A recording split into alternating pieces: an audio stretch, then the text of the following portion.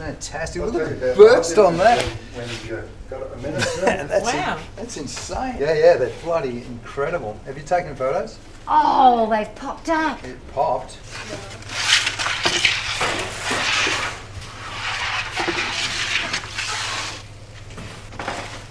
There's a crate, please. This whole evolution of what bread was to what bread's become and the industrialisation of it, I got to witness and I got to work with bakers that thought there was nothing wrong with the bread and they were just doing the nobility of bread work with rubbish flour, rubbish ingredients, rubbish processes, right? So we didn't know that. And it was only when I started to get a bit more mature, I'm the youngest in the family, that started to understand the consequences of what's in the flour. So, for example, the chemicals that are in conventional flour that are proven to cause cancer, and everyone's happy with that. I don't understand how everyone's happy with that. It's not something that's right. I do talks at schools. I ask the kids, do you mind that there's 1 gram of cancer in your bread? Would you pay more? They all put their hand up. I've never had a kid say no. So once we started to understand these dynamics, you look for craftsmen that have a different ethos. You look for a higher way. So I was taught the processes by my father and my family, so I had all that integrity and I had all that, passion. But then who was going to do a bread with a different complex matrix that's going to have sustainability of the earth and going to have sustainability and digestibility and all these things? Then you find the specialness of Redbeard Bakery. You find the uniqueness and the importance of John Reid. This is Eden before she got polluted. This is Eden. And what it is, it's an aspiration, it's an inspiration for all bakers. It's a place of home, it's an oasis where you can come and see it being modelled, a truly sustainable farm to oven bakery that then services its community. Welcome to Saltgrass, a show about how local communities can engage in the climate crisis at a grassroots level. What you just heard were initially the sounds of baking at Redbeard's Bakery, a wood-fired sourdough bakery in Trentham. Trentham is a gorgeous small town between Woodend and Daylesford. It's about 40 minutes drive through very beautiful countryside from Castlemaine and just over an hour north of Melbourne. You also heard the voice of Caesar Salemi, a baker and bakery owner who is also a consultant for bakeries. In his line of work, he's seen over 1,000 bakeries all around the world. So when he speaks about Redbeard's Bakery and John Reid in such glowing terms, it should not be taken lightly. I personally know Redbeard's Bakery and John and his family because they live in Castlemaine. Redbeard's was one of my first employers in the region when I moved out here about 11 years ago. Every second Saturday for a year, I would get up, often before it was light, to go to John's place, pick up tables, tents and boxes of gear, and then on to Wesley Hill Market, an outdoor market with all sorts of stalls, bric-a-brac, second-hand records, clothes, plants, fresh veg, coffee, food and fresh bread. I would set up in the same spot each time and wait for the bread to arrive from Trentham. Customers came early, eager for the bread and anxious not to miss out. I often had to tell them to wait as the bread had not yet arrived. And once it did arrive, I would stand there selling it and giving out free samples with local, very delicious olive oil to dip it in as a taste test. Kids would run past and repeatedly take a piece of the sample bread or a nice bun until sometimes I had to tell them that they had to stop so that there was enough for other people. Each type of loaf had a name in theme with the Redbeard: blonde, redhead, flaxen, stubble, and of course the nice buns, which was a joke on high repeat with customers. Working at the market stall for a year, I developed a love of sourdough bread which has not abated. Sliced white death, John and others call store-bought sliced bread. And once I was converted, it is true that regular bread seemed like fairy floss or dust, lacking in substance, flavour and nutrition. At the end of a shift, I would load the car, this time with all of the empty bread trays as well as the rest of the market gear, and take it back to John's house. If it was hot, he would invite me to have a swim in his pool. I knew him and his wife, Thais, as warm, friendly and generous people. They were really delightful to work for. What I didn't really realise at the time was that John was not only making delicious sourdough bread, but also working really hard and with a great deal of tenacity to make his bakery and his bread as sustainable as possible for both community and planet. Now, John has been on my list of people to talk to since I started the show, but recent developments really pushed interviewing him to the front of the list. He has just had brain surgery to remove a tumour. He'll happily show you the scar which runs from the top of his head to his neck. And I needed to catch him for these interviews before he started radiation and chemo treatments, during which he would be exhausted. So I only had a week and a half, really, to catch him. And to be honest, I was tentative to ask, as it is a very tender and private time for many people when they're facing a life-threatening health crisis.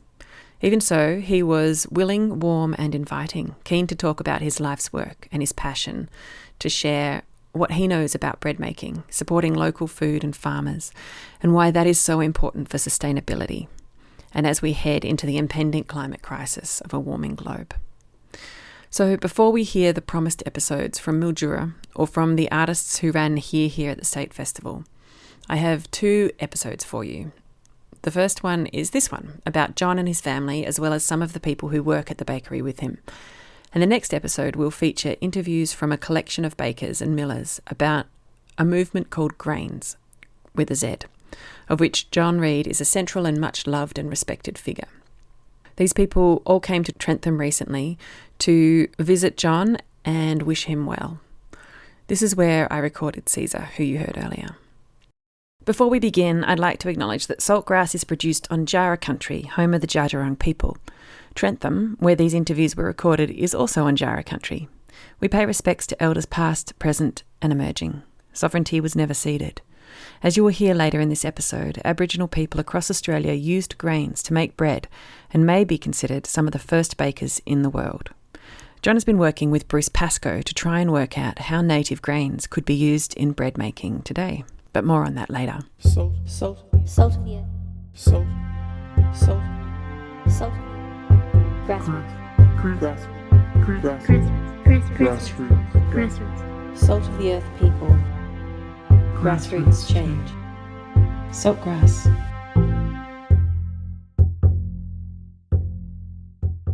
Listen to all episodes of Turning the Goldfields Green at saltgrasspodcast.com. So we're going to start with John and his wife Thais and their 3 sons, Will, Ben and Jim, talking about what led the family into baking and how that has been for them as a family. They had all gone to the bakery that morning to help out with the hot cross bun and bread baking. We conducted the interview in the courtyard at the back of the bakery, so you may hear some sounds of doors opening and closing and people moving past us as we speak. So I just thought while we're here at the bakery, we could talk about the early years. How did you find this place and why did you buy it? Jeepers. So yes, casting back 16 years ago, we were on a drive into the country and we were going to Lerderderg Gorge. It was our destination, and we were with the boys and their cousins, so a big family group all going for a picnic. And on the way, we stopped by Trentham because I don't know why. One of the kids needed to have a wee. Yeah. So we stopped at the Cosmo. As fate would have it. We can't just use their toilet. We have to, buy something. So I think we sat down in the garden and had a drink. Maybe a snack or something.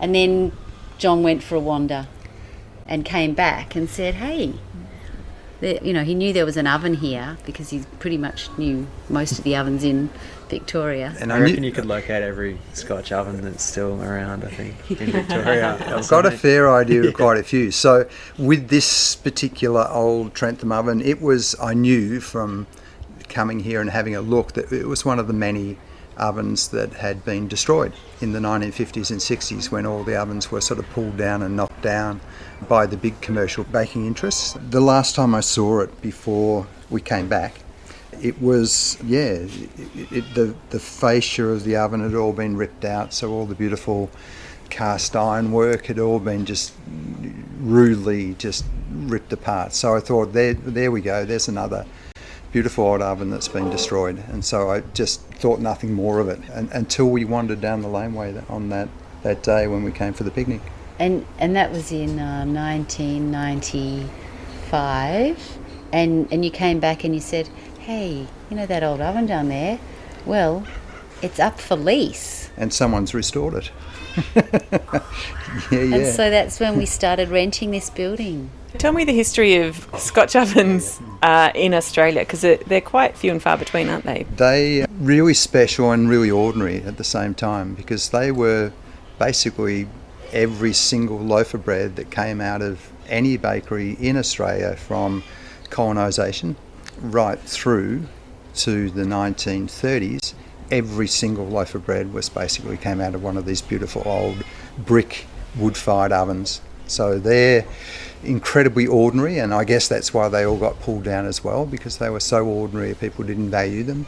And when the big commercial interests came knocking at the door and thinking about ways that they could actually disrupt the old beautiful old system that we'd had of small village bakeries with their own oven and their own communities around them, their evil plan was that they succeeded with was to buy every single one of those ovens up at above market value and close them down and bulldoze them basically. And these are ovens that will last hundreds of years. So this beautiful oven here at Trentham is over 120 years old and is still going strong and showing no sign of giving up anytime soon. So they were made to last, and they were made to serve their individual small communities. Do you know how many are left in Australia? I don't exactly. There's some that are in bad repair that are maybe not salvageable, but the ones that are actually restored and operational, probably you could count on, I don't know, two hands. Yeah. And so you guys all moved here and actually lived on site for the first few years. How old were you? I think I was 9 in grade 3. Yeah. So I would have been 7. Yeah, and I would have been 4 or 3, I think. Yeah. Probably one of my fondest memories was Tuesday Mum used to go to Melbourne for dance, and we used to get fish and chips with Dad. So that was a highlight. I was still teaching in Melbourne a couple of days a week, so I'd stay down there with friends, and so the boys had boys' night, a couple of boys' nights. Which was pretty fun. Yeah. So we used to wake up in the morning and get ready up here in front of the warm oven in winter because it was just so chilly down in that house. Like Trentham in winter as well. It's like there used to be snow some days and like ice all over the footpaths and roads, and so it's very chilly, and there's no really heating or insulation in that tiny little hut, and so it was like we used to come up and stand by the fire to get warm and have breakfast up here, and just like the bread would be coming out, so we would have hot bread, not even toast it, just have fresh bread. It was really crazy. You'd take your school clothes with you and you'd run up in your jammies and get dressed in front of the oven. Yes, what a nice time. And Jim used to, because he was at kinder, so he had a bit longer, and do you remember you used to stand on a little stool, give you a little bit of dough, and you'd make a big mess. So you've all come here today to do a little bit of baking and help with today's round of bread. How long has it been since you've done any of that? Since we were here, it's been a long time since I've done bread making here. We do a little bit at home, and I've done a little bit by myself, but since we've made bread with Dad here, it's probably been 10 years, I think, for me. Almost maybe since we lived here. Yeah. I used to come down when I was 15 and work with my Auntie Jude, so Dad's sister.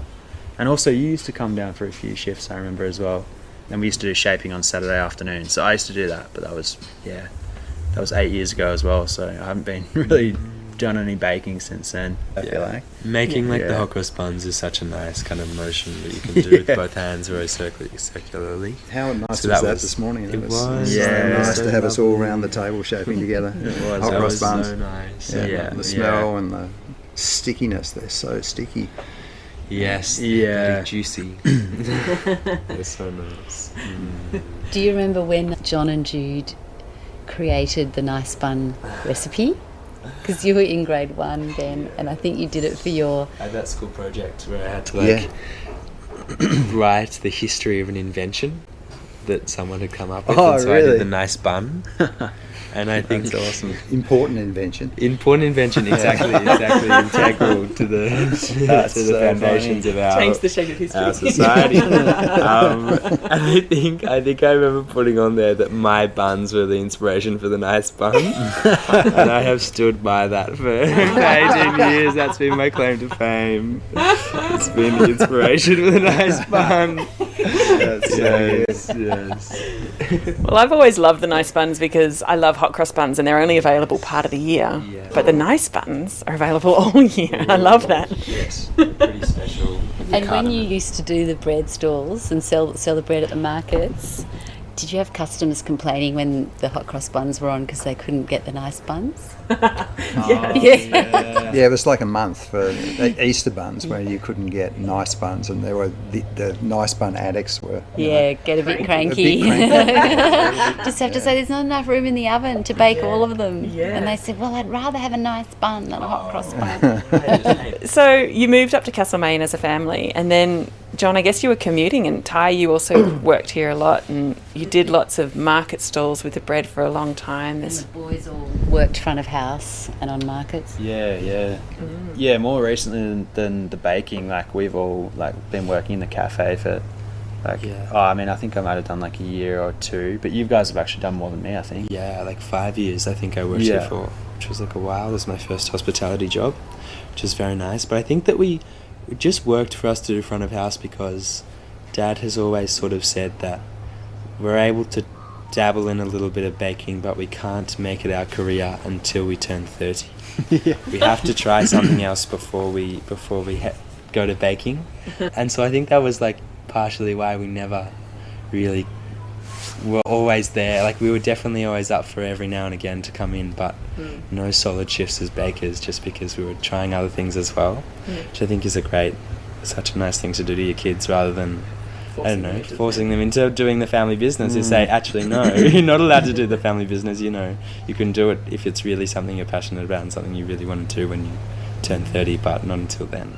Yeah, you look at so many families who have a family business, and it's like there's an expectation, even though it may not be spoken. It is, it can be really joyful being in the family business, and it can be for you, but it's also, I think it's really nice to give kids the freedom to really dream beyond, whatever their parents are passionate about. So for me, yeah, totally, I want them to be all bakers, but I've sat on my hands and said, no, you've actually got to get out into the world and give it a red hot go, and then if you're still keen, come back.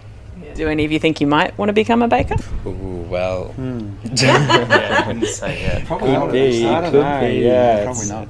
We've seen how hard work it is, I guess, getting up, all hours of the morning and driving and down from Castlemaine to here, and it's a very big job, I feel like. And at the moment we're talking a lot about it, aren't we, about what you guys are going to do in the future. We've been talking about what jobs work and what jobs don't work for, family or relationships or, it's been a big family topic actually lately.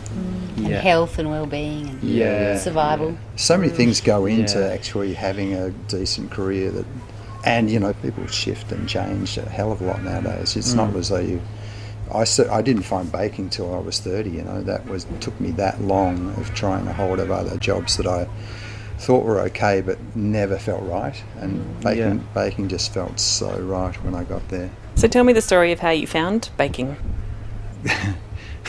I had a career crisis. I've been working in publishing and had got a job in Hong Kong working as a publisher for a big publishing house, and Ty and I were going to move to Hong Kong together to live there it'd have to be 3 or 4 years to make the move from Victoria worthwhile, and we just started pulling at that string, but hang on, that if we go 3 or 4 years, then when are we going to be thinking about kids? Because we're getting not older, but older than some of our friends. So that little string started to get tugged at, and by the time I think within the time of actually going from accepting the job offer and then starting to pack our stuff and get our airline tickets, within a week or two the entire fabric unravelled in front of us, and basically I realised that there's no way I could work in publishing because it was a 50 to 60 hour week, and that was the expectation, and that I was going to be a shit dad if I did that. And everything fell apart. There was nothing left to hold on to. So I ended up working then for 12 months in a florist, giving up publishing altogether and having a total career breakdown, and realising that I needed to find something that worked with having a family and not being a total disaster as a dad. So that was a major crisis at the age of 30 or whatever. And can you tell me honestly, though, that you don't spend at least 50 or 60 hours a week baking? Working on this business? That is absolutely true, but but the fabric of our lives has been one where, as a small business, we've been very intimately part of each other's lives, whereas if I'd gone off to a publishing house, 50, 60 hours a week, I just wouldn't have seen the kids at all. And Ty, how about you? How did you fall in with all of this and find your way amongst all of this? I taught at Ceres for 10 years, helped establish the environmental education programs there. We were there at Bottomley way back in the 90s.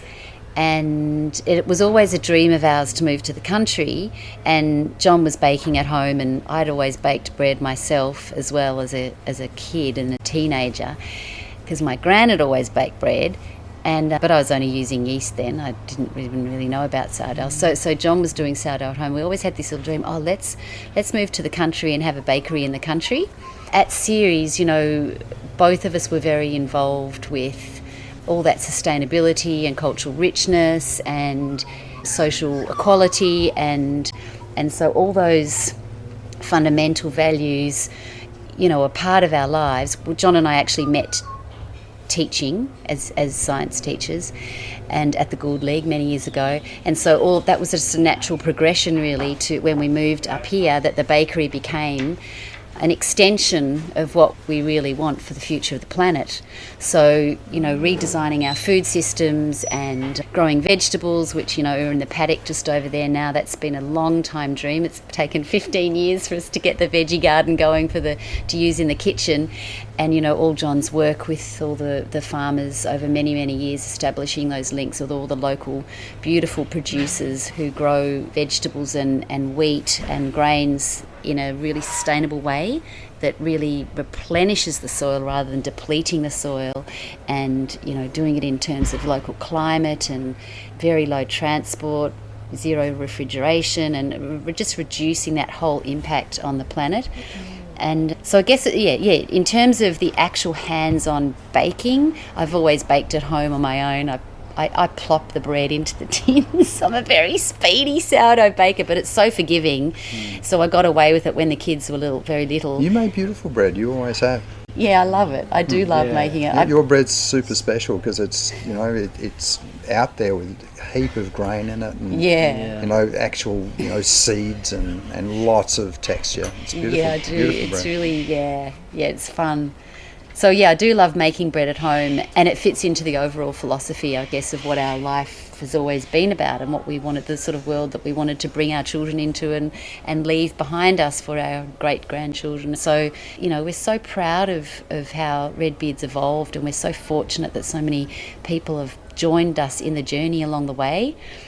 In terms of the hands-on, I pop in and out and try and help with overseeing things, and I've done a lot of markets in the past. I remember when we lived here, the boys, they'd have a bath at night, and instead of their jammies, put them dressed in their clothes, put them to bed, and then in the dark John would be baking. I'd get them out of bed, pick them up, put them into their car seats, and they'd be already dressed, and they'd go back to sleep. Then John and I'd load the car up with all the bread and the gear for the market, and then we'd drive off to the market in the dark and then get there at dawn, and I'd be setting up, and gradually the boys would wake up and they'd be in their clothes, and we'd all run the market together, and they were allowed $2 to go off and spend at the market.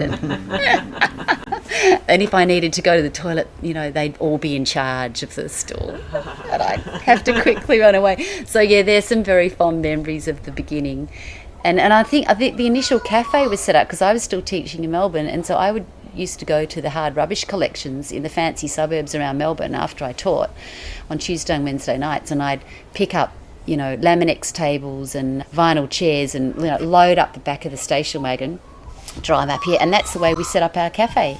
In the beginning, it was from hard rubbish. Yeah. So it sounds like the sort of environmental principles and the health and well-being of the earth and the community are really fundamental and have been right from the start. I guess, yeah, you're right. It's integral and fundamental to the way the business has evolved. I guess the focus has always been about building community. So that's been the overarching thing that has kept us hooked into our beautiful community around Trentham and Castlemaine, has been just that idea of, yes, we're a bakery, yes, we're a business within this community, but the thing that really not just drives us, but is absolutely fundamental to who we are and how we are in the world has been, the idea of building something better in the world. You know, moving with all of our other beautiful community members who are involved in so many fabulous ways of community building, to tie into that and just build a better future for us and our kids and the planet. And that has been, absolutely integral to every decision we've made. So when the temptation has been there to franchise or do a second bakery, because that's what the accountants are always pushing me to do, I always said, nah, we actually got to, what I want to build is actually a model for other bakeries that can work totally within their community, so part of their community, totally supported by their communities, and not trying to do more than that. Be happy with that as the most fundamental unit and way of actually not just doing business, but actually doing community. I've seen it as a really important role of ours to actually help evolve supply chains. I think one thing that didn't really exist in a way that was going to work for our bakery in the early days is just where to get decent grain and flour and how to support farmers to actually dream about how they might supply a bakery like ours when they were ready. So there was a lot of cart before the horse. We actually set it up and said, okay, now we actually need farmers to actually make this happen. So it was initially we got flour and grain from wherever we could, but at every opportunity we went and fundamentally in every way supported financially, in every sense supported young farmers and old farmers and people who wanted to give it a red hot go. We just said, we will buy your grain, we will buy your flour. This is what we want to do. We're going to give up on the bigger suppliers we've been using as soon as we can. We were going to buy from you and support you and stick with you. So that's been really important for the way we've been supported. I mean, you get what you give, I guess, in that sense. So we've been so fortunate that people have been prepared to take the risk of supporting us, and that's how it works, I guess. And where we could, we guaranteed crop, so we would pay ahead. Yeah. Yeah, before the season, to help share the load with the farmer. If it had been a bad season and their crop didn't work, then rather than them taking all the loss, we'd share the loss with them. We've tried lots of different models in that respect, so lots of ways of actually helping, farmers get going. Yep. And how did you get your sourdough starter culture, and how did you learn to bake in this way? Like, was it a steep learning curve? You bought the bakery and then figured it out, or what happened? No, I started baking, well before we got the bakery going. I think it was that earliest experience at Natural Tucker in Nicholson Street in North Carlton, just with a mob of other bakers in one of Australia's earliest sort of reinvention of sourdough baking, because sourdough baking is like, we shouldn't even call it sourdough baking. It's it's baking the way baking used to be, and it was it's just doing bread. All bread was sourdough, 80 years ago. So yes, I was really lucky to just fall into, a friend invited me to come along to just shape some bread. It happened to be Natural Tucker Bakery was my first experience, and so that was just super good luck. And as soon as I was in there and amongst a crowd of bakers, it was just love at first sight for all of us, and it was just there was no turning back. It was such a beautiful craft. For me, just ticked every single box. So you use your body in a really big way, so really use your body hard, and you used your brain as well, and you had to think through stuff. So it was just a combination of everything that the whole craft of baking just absolutely hooked me straight away. And have you seen your fellow bakers from that same time period go on and do amazing things as well? Sure, yeah. Sourdough captured the public imagination sort of in recent years, but for the last 30 years I've been involved, it's just been a steady increase. It hasn't felt like a fad, and I'm really hoping that it doesn't, turn into a fad. I just don't think it can, because it's just fundamentally a different way of approaching the world. And so at its heart, it's the most beautiful. Like with all really good crafts, the further you dig into it, the more you realise there is to do. And it's like this amazing landscape just evolves in front of you. The further you work into that landscape, the bigger it becomes, and the more fascinating it becomes, the more sucked in you get. It's one of the really beautiful crafts that humans have done forever.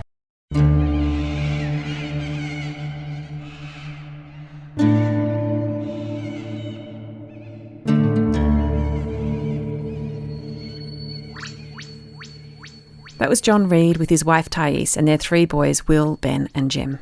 While at the bakery that morning, I took the opportunity to talk to some of John's bakers and ask them what it meant to them to work at Redbeard's and learn from John. Shorty was filling in. He'd come back to help at the bakery while John was ill, as several former Redbeard's bakers had been doing since John's diagnosis. Lisa and Dave are both current bakers at Redbeard's, and both, when I spoke to them, had just come off very long shifts which had started around 11 p.m. the night before. So forgive them if they sound tired. So you're called Shorty? Yep. How long have you known John and Ty and been involved with this bakery? Probably 5 or 6 years. Turned up here one day, and John on Friday afternoon has an open kitchen where he invites everyone to come in and see if they like doing it, and I just never went away basically until he offered me a job. But before this I was a baker in a commercial bakery. I figured there was more to baking than just what commercial bakers were doing, and fell in love with the place. So what's your experience been of working with sourdough as opposed to baker's yeast? Oh, I love it. Yeah, you've got to treat it right. It's a bit trickier, but yeah, it's just the best. Yeah. Commercial yeast is quite volatile. It's pretty hard to mess up commercial yeast. Yeah. Whereas this is, it's an art. Always has been.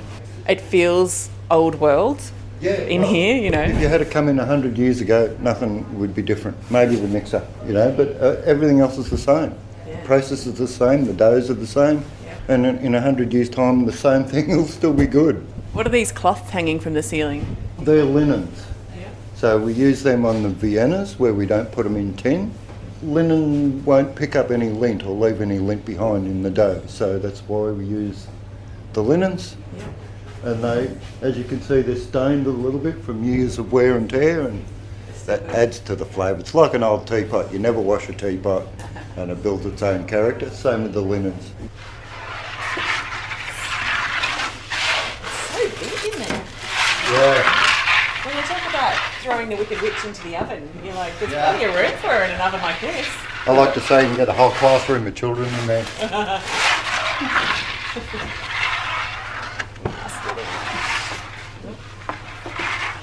Because our oven's 4 metres by 4 metres, it's a bit hard to get stuff in and out. So we use these big long sticks to push the bread in and out. They almost look like oars on a boat or something. They do, don't they? Again, age old, they've been around since Noah was a lad. Yeah. And I noticed some old, very, very worn out ones are now pride of place hanging on the wall in the cafe. Absolutely, yeah. So Lise, how long have you been here? Well, I started working here as a chef because I'm a chef, and that was over 6 years ago.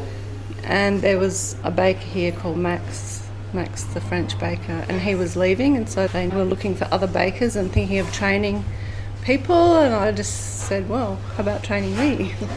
So then I just started learning how to bake, but I totally fell in love with it, the whole process, and it's just such an interesting thing compared to cooking. It's very different to cooking. I didn't think it would be so different, but the whole process, there's so many different variables that you have to take into account, and every bake is different. There's just so much to learn. I've only been baking for just over a year, but I really just feel like I've only just started in a way, yeah. So the fact that every bake is different, is that because you're using live cultures and things just change? And it's maybe why they call it an art rather than a science? Yeah, absolutely. Well, that's one of the things. You're using live cultures, but it's also got a lot to do with temperature of the room, temperature of the flour, temperature of the water, all these different things. And then also the flour. So flour can vary from season to season. So you can, be baking one day with one flour and then the next week you get new flour and it's totally different. You might have to change the recipe a little bit. Yeah. So it's really fluid, and you're always tweaking things and getting used to things, and it's really interesting like that. Like, it's so many variables and different things you have to take into account. It's not like just sticking to a recipe and doing the same thing every week. You might accidentally, like this morning, I made the hot cross bun dough a bit hot. It ended up being like 31 degrees after I'd made it, which is really a bit hot for dough. But so what I did then was I split it into 2 tubs and put it under the table, so it meant that slowed down the bulk proofing before I then had to remix it. So little things like that, you sort of learn how to control it a bit. And you've been learning from John? Yeah, I was learning from John from day one, which has been amazing because his knowledge is he's got such a depth of knowledge, and he's really handy to have around, so you can just ask him, what do you think, can you feel this dough, and what do you think about this, and should I put this in the oven now, and so all those kind of things. So I just feel like so grateful that I was able to learn from him, because he's a real master of the trade. When I first started learning, I was kind of scared. I was a little bit nervous because we'd just been through the grains conference here, and John was quite stressed out, and I'd seen him get a bit angry and stuff. And, after working here for 5 years, I'd seen him get a bit cross and stressed. I was thinking, oh God, I'm, a bit nervous about learning how to bake with John because he might get cross and stuff. But not once did he ever get cross with me, and I made so many mistakes and so many stuff-ups. And not once, ever, has he ever been cross with me baking. He's just been the most lovely teacher, and always says, how wonderful the bread is, even if it's not, and, so encouraging and so enthusiastic, and, he's just been really the best teacher for me, yeah. My time here has just been amazing. I've loved this place, working here, and kind of feels like home here. Yeah, and just really lovely people to work for. John and Ty, really, really great. So, it's interesting. When I first left secondary school, one of the earliest jobs I had was working at a Brumbies down in Ackland Street, St Kilda. And I wasn't making bread then, but behind the counter. And I really enjoyed the early starts, but I then went, okay, I've had a couple of years doing counter work, I'll go and get educated. So I went and did the whole teaching thing, and then after teaching tried other things, eventually moving to Woodend. And my sister said, I got a friend and he's starting up a bakery. I started delivering bread for John and Elle, and spent 2.5 or 3 years doing that, as well as the occasional market. And then for a number of reasons I stopped driving and took a break. I did a few other odd jobs and ended up with a shift or two a week at Sprout in Castlemaine. And again, that was a shaping shift, and I really enjoyed that. And then when a full-time baking position came available here, I went, well, I like working for John and Elle, so I'll go back. And they had me, silly buggers. So that was 11 years ago. John and Elle put me through my apprenticeship here, which was really nice. They said, you don't have to do an apprenticeship. I said, I want to find out what everybody else is doing. And John said, yeah, that's fair enough. And it was interesting to compare the apprenticeship system and what most bakeries are doing with what is done here, which is a lot more special. Quality of the ingredients. You're always in mass production, particularly at William Angliss. It's a teaching school, and they can't necessarily afford to buy the nicer ingredients, so you're left with what the large flour industries are happy to give you a deal on, which basically turns into advertising for them. You'll rarely hear about the the smaller millers or the smaller producers going through a standard apprenticeship. But working here, I had access to the source. Tell me what sort of things you've learnt from working with John. To enjoy the community that you build as a result of being a producer of quality food. I met Frank and Penny Porter for the first time 2 weeks ago. We get all our dried fruit here at the bakery from them, apricots, sultanas, currants, and the occasional fresh fruit too. Now's the season for plums. So we've got, I don't know who's going to process them, but there are 6 boxes of plums waiting in the fridge. And John and Elle cultured that friendship / working relationship for many, many years with those farmers. And in their own words, they're a small farm doing things mostly by hand at a scale they can manage. And so they don't need to bring in the bees at certain times of year because they're small enough to rely on the local bee population. And they don't endlessly bombard their crops with insecticides or weedicides around the base of the trees. And Penny was saying, on their way down, they were driving past the larger farms, the larger orchards.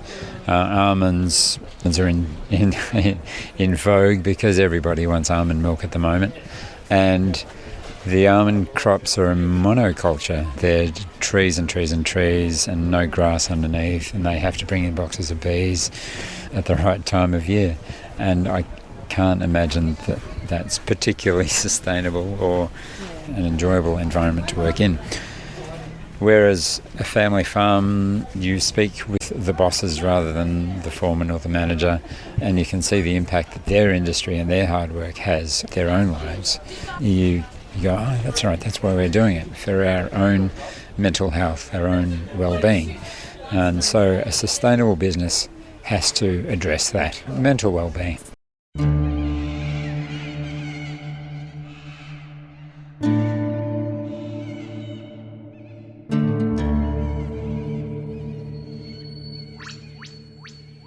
That was Shorty, Dave and Lise, who have all been working at Redbeard's recently. Lise mentioned the Grains Conference, which was hosted by Redbeard's in 2019. We will have many perspectives on the grains movement for you next week, including John's involvement. But today, we're going to hear from John as he talks about what came out of the 2019 Grains Conference for him personally. And that is that he started working with Bruce Pascoe to grow and test Indigenous grasses and grains for the purposes of making bread. For those who may not know him, Bruce Pascoe is the author of a best-selling, very popular book called Dark Emu, which re-examines colonial accounts of Aboriginal people in Australia and cites evidence of pre-colonial agriculture, engineering and building construction by Aboriginal and Torres Strait Islander people, including the Australia-wide use of grains to make bread. This perspective is really significant in terms of Australian history because, as many people have known for a long time, it makes a mockery of what Australia is actually founded on in the British legal system, which is the idea of terra nullius, which means that they claimed that no one of any advanced culture was living on the continent of Australia. And this in turn is how Australia was colonised without any kind of treaty or formal agreement between the people who were already here and the people who then came in vast numbers and took over. So I asked John why he's taken this project on, why he thinks it's so important to work with native grains, and how that fits in with the rest of his philosophy about baking and life. So I guess that interest evolves naturally from a more holistic understanding of agriculture and our impact on the planet and where we need to be trying to get to. So if we're going to really respect country in a way that hasn't been done by European people in Australia, we need to rediscover what we've lost in terms of our beautiful Indigenous agriculture and the way it is supported, thousands of generations of people. Yeah, so for me, that's a really important ongoing project that is gaining understanding, and I think it's still formative, so I think we still don't actually understand totally what we've lost or what we need to regain or how we're going to actually achieve that. So it feels like very, very early days, and thank goodness for Bruce Pascoe actually having the character and just incredible foresight to actually, put that into the conversation. I think increasing number of us are really see that re-establishment of Indigenous grains as a really crucial part of where we need to be going. But it's a massively long-term project, and it's insanely ambitious, and given how much we've destroyed in terms of Aboriginal Australia, culturally and ecologically, I think it's not only the most important project in Australian agriculture, but it's going to be the making of us, I think, in terms of our broader cultural understanding of ourselves.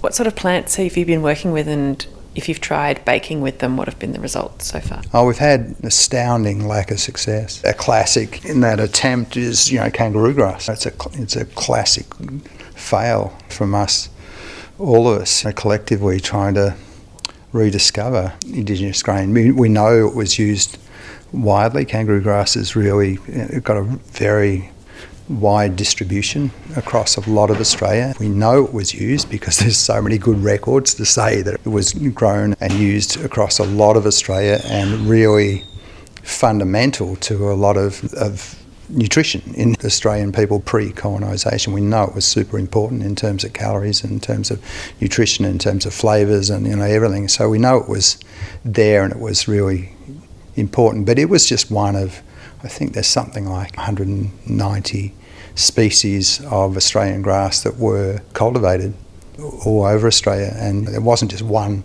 type of grass in one area. There was many grasses in every area that were not only grown and cultivated, but had a whole of culinary associations and really interesting things going on. So we've got this massive history that has just been totally ignored and lost and trashed as we just trash the landscape and just monoculture wheat over the entire landscape. We've just lost so much. It makes you cry every time you walk out the door in Australia, because you just look at how little we've got left in terms of any sort of Indigenous grasslands, because they've just been totally destroyed, but also just how ruthlessly we've just ignored that beautiful cultural history. It's just, and that flavour history, we've just totally ignored it.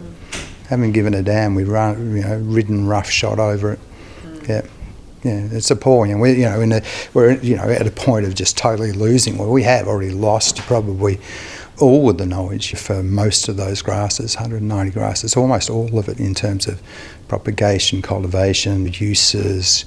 One of the problems, for instance, with kangaroo grass is we've got no idea how to actually get the awn, which is just that long spike that grows out the end of the grain, how to remove the awn from the actual grass seed itself. We've got no idea how to do that in a way that is actually not just grabbing every single grass seed and breaking each awn off by hand, which makes a nonsense of any sort of cultivation or sensible way of processing kangaroo grass.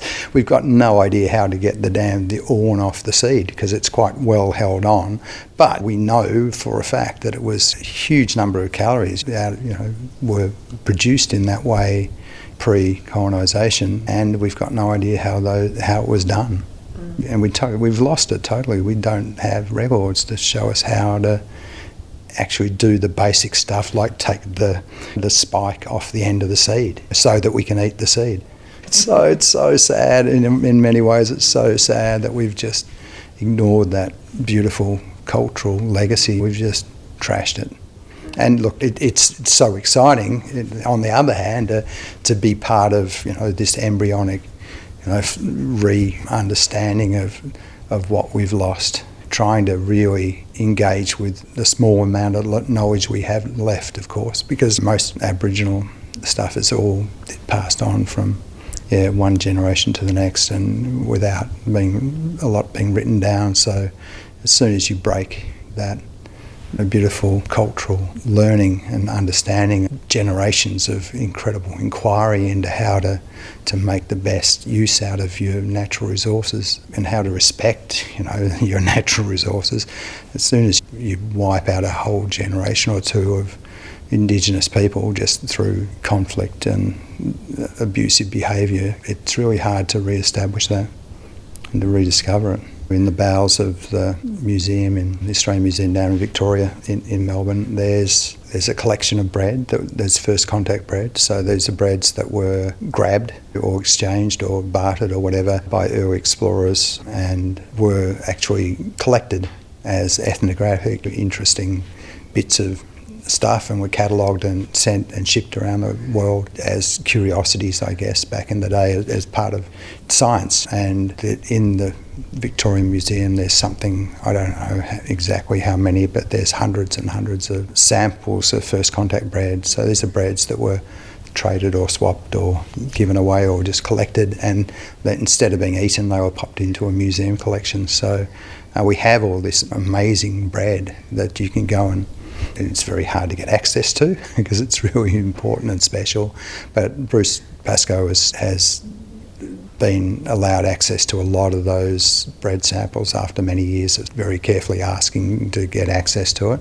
And he's shown me photographs of the breads out of the collection, and they are proper, big, decent leaven loaves of bread. So they're not like a flatbread, or something like that that's a bit baked on a hot rock or whatever that's just flat and uninteresting. These are big, well aerated, leavened sourdough, I guess is not a good word, but essentially these are not flatbreads. These are leavened loaves of bread that are for the fluffy, aerated, beautiful texture. And these breads were baked all over Australia pre-contact. So so we have a lot of these breads that we can actually refer to and look at, and we can work out, for instance, that some really particularly beautiful loaves of bread were full of kumbungi, rush, was one of the main ingredients for it, and we have evidence for those 150 other grains, native Australian grains, that were ground by stone ground and were made into beautiful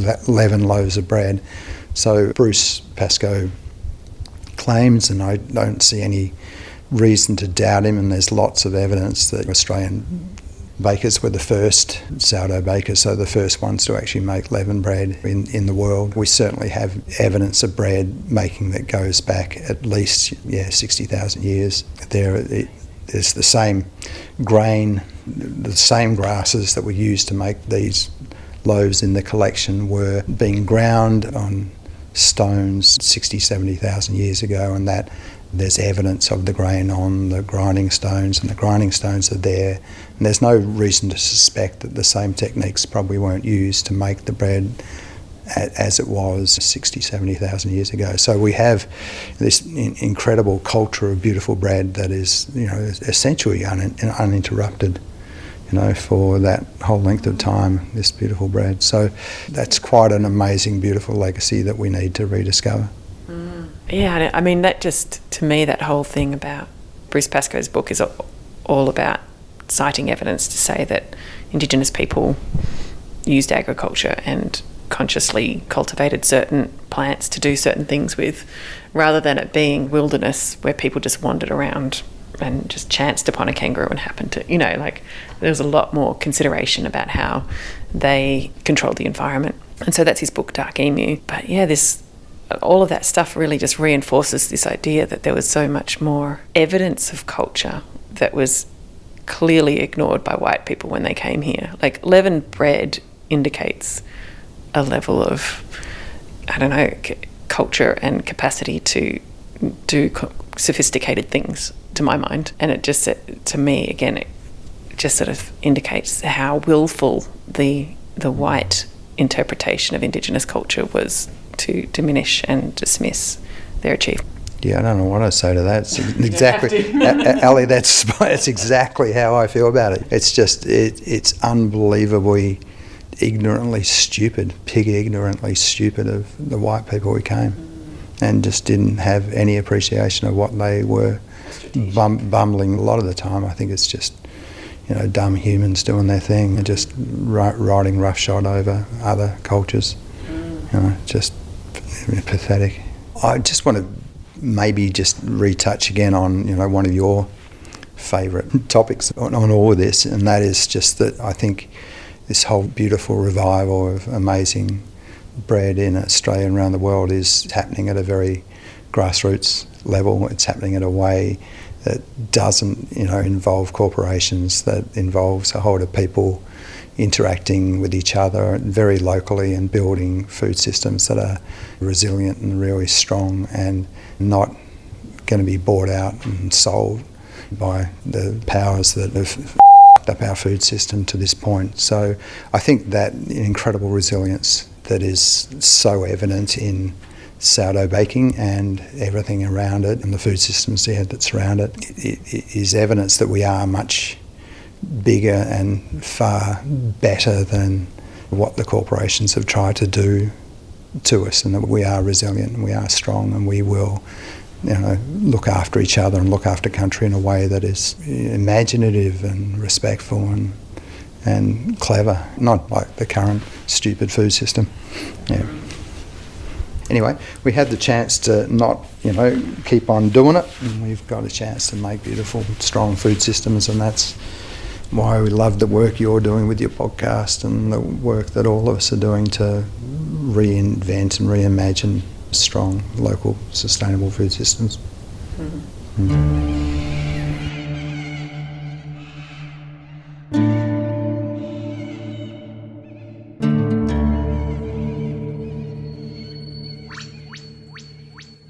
That was John Reid of Redbeard's Bakery in Trentham. My name is Alison Hanley. Stay tuned for the next episode, all about the Grains Movement, a loose collection of people who all care deeply about creating localised, robust food systems so that we all may thrive in an uncertain future. Links to the various things discussed today can be found in the episode description at saltgrasspodcast.com. You can follow us on Facebook and Instagram. And this program was made possible with the support from the Community Broadcasting Foundation. Find out more at cbf.org.au. Thanks for listening. Salt of the earth. Salt.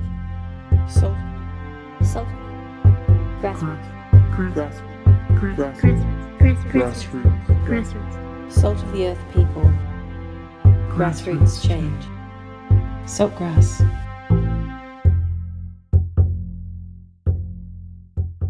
Listen to all episodes of Turning the Goldfields Green at saltgrasspodcast.com.